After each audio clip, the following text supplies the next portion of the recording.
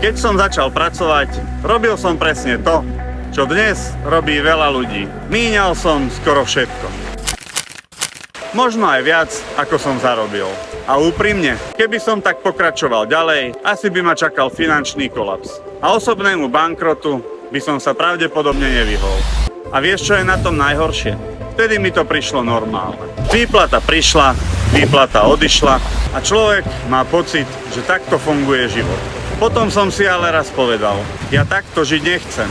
Začal som sa viac vzdelávať, viac čítať, viac počúvať iných a menej seba samého. Začal som rozumieť peniazom, aktívam, investovaniu, nie preto, aby som sa tváril úspešne, ale preto, aby som raz nemusel žiť pod neustálým tlakom.